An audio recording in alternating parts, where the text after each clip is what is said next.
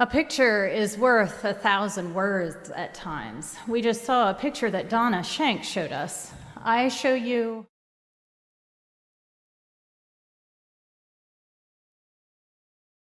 2016 came to mind as I was contemplating this text. It's a stark contrast between two types of armor, one of this world and one of God. This is a picture of what Paul speaks of, or at least to me, it's a depiction of what Paul speaks of in the letter to the believers in Ephesus. A picture familiar to his audience and us both. Donna showed us a picture of physical metal armor that the audience in Ephesus would have been familiar with. The hard, heavy, protective layer of those ready for battle. The police in this photo are adorned with protective gear from head to toe and shield in between.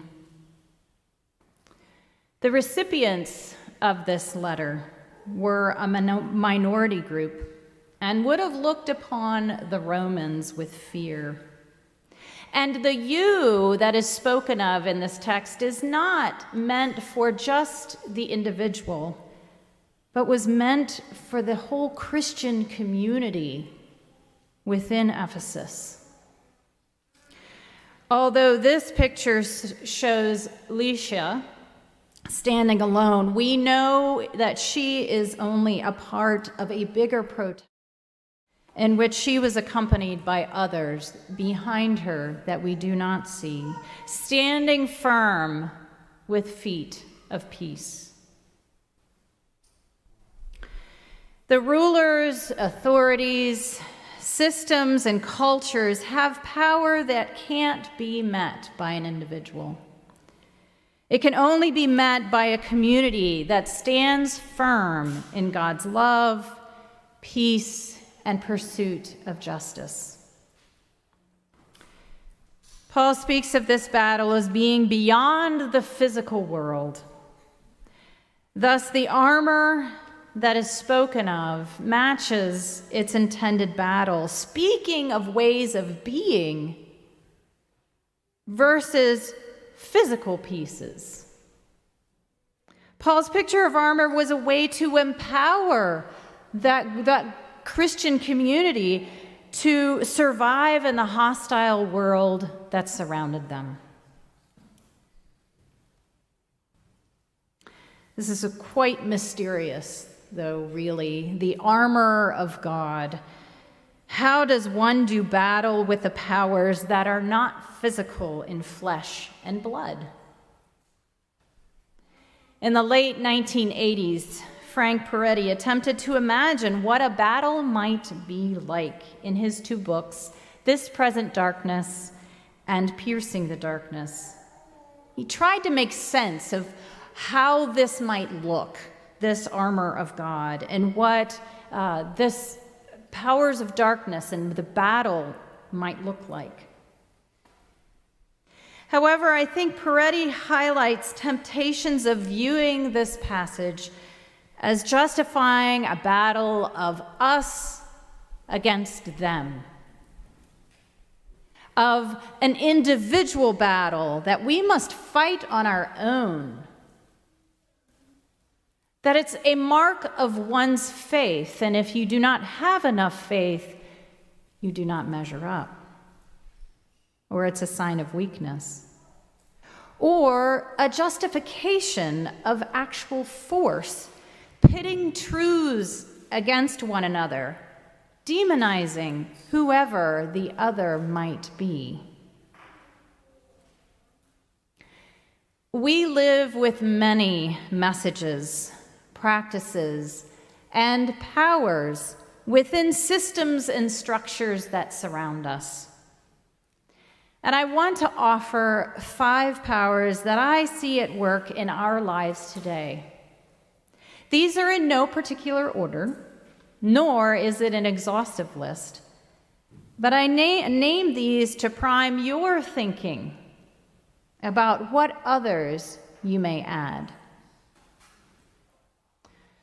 So the first one I identify as we live with a silent caste system in our country where races are treated differently.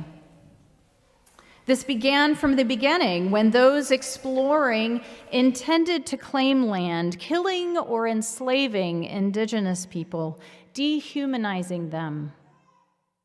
Not only that, Africans were kidnapped for slave labor, a system of dehumanization and economic oppression.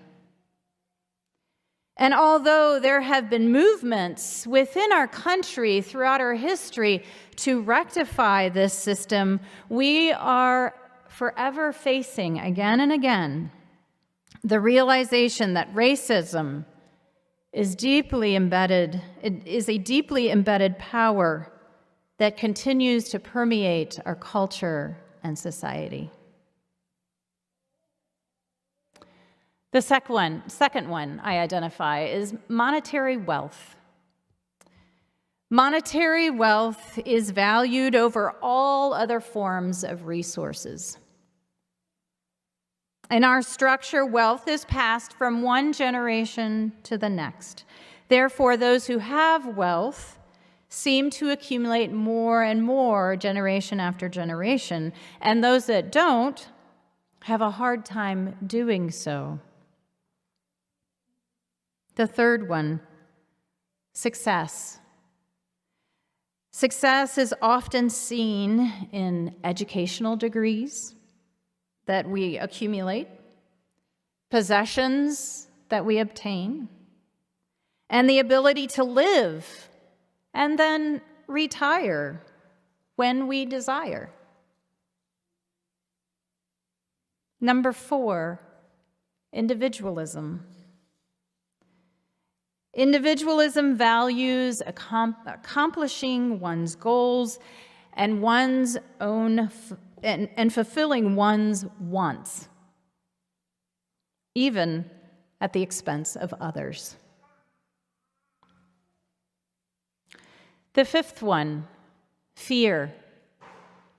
Fear is a motivating force that feeds insecurity, resulting in boundary making and division. It creates an us and them, which allows battle lines to be drawn. Now, this is a very quick run-through of 5 that I've identified. And again, it's not exhaustive and may be debated, but it is meant to be added to. What are the ways of thinking, believing, knowing that we take for granted and that veil us from seeing how it shapes our actions, our thoughts, our words? Why did I name these 5? Well, they are ones that have shaped me and give me power. I have light-colored skin. We own our home and have a savings account. I have several diplomas. I'm confident enough in my own individuality and how I understand the world around me, which tempts me to look down on anyone who sees life differently. Paul's armor described here speaks of a power that is rather disarming to those in power. It's disarming to me. Standing firm in God asks for a surrendering of one's own power and influence, placing trust in God's righteousness, way of peace, love, and pursuit of justice for the vulnerable and powerless. Security is given in God's saving grace, not in reliance on our own physical strength. This may be disarming to my earthly power, but it is a kind of armor that empowers the vulnerable. It empowers the vulnerable places within us. Those who surrender power, our earthly power, are given armor that can be worn. This picture exemplifies power. God's armor is worn with confidence instead of fear, love instead of hate, and trust instead of suspicion. It humanizes those often dehumanized. A temptation for everyone is to see the evil and dark power out there, when in actuality it can be deceptively present in here and in here. I don't know of a denomination yet that hasn't dealt with a split. Somehow we have become able to believe that in our search for truth, we need to purge ourselves of those who we think see things differently, believe things differently, might we say heretical. But I've observed that we seem to be able to accept differences with another denomination more easily than we can accept differences within our own denomination. It's so easy to divide rather than see one another, see our systems within God's love, and be curious about the difference. Virginia Mennonite Conference, of whom Parkview is a part of, released 3 congregations of their request a couple of weeks ago at our summer assembly due to theological differences. I don't highlight that to point fingers, only to say we continue to find it challenging to know how to structurally hold our differences.